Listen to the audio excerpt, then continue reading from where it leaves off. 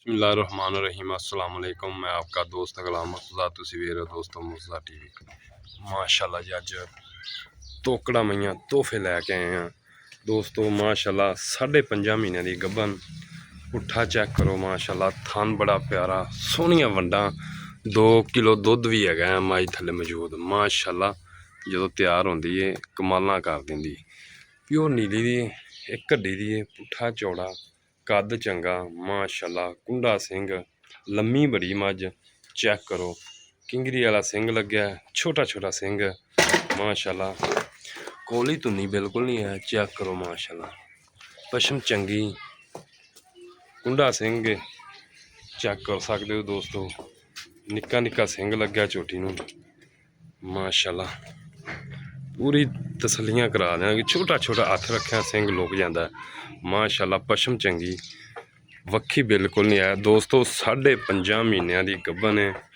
दुध दोस्तों इस टाइम 2 किलो है। थन पास करा दी, थना की गारंटी है। किसी वीर नूं पसंद आवे राबता कर लवे। लोकेशन हरफला जिला पाकपतन। माशाल्लाह बड़ी कमाल की मझ है।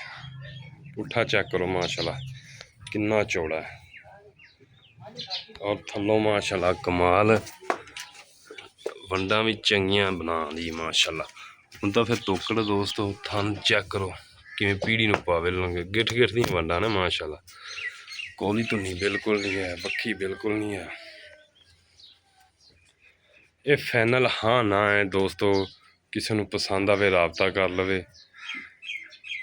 3,70,000 मुल है, 3.5 दी हाँ जां ना है। किसी नूं पसंद आवे तो राबता कर लवे माशाल्लाह कमाल।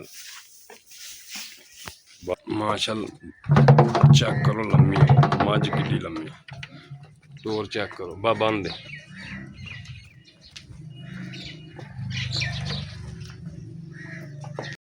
बिस्मिल्लाह माशाल्लाह जी चोटी नंबर 2 चेक करो, कद चंगा, लम्मी चंगी, और दोस्तों माशाल्लाह पशम गिठ गिठ दी दोस्तों, वक्खी बिल्कुल नहीं है।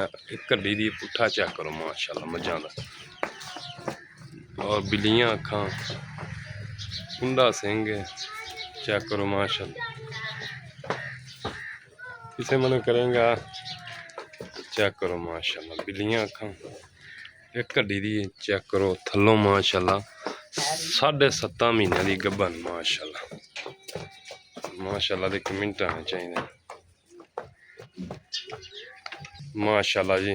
खूबसूरती चोटी दी चेक करो, पुट्ठा चेक करो, एक घड्डी दियां प्योर नीली दियां ने दोस्तों। चेक करो किंगरी वाला सिंह, धौन लम्मी, कद चंगा माशाल्लाह। चेक करो हीरे ने दोस्तों, और कोली धुनी बिल्कुल नहीं है माशाल्लाह। दूसरे सूए ने दोवें चेक कर सकते। बंद है बस, किंगरी वाला सिंह है दोस्तों, बस बंद है। छल्ला सिंह भी क्या चल बंद है बस माशाल्लाह, कोली धुनी बिल्कुल नहीं है।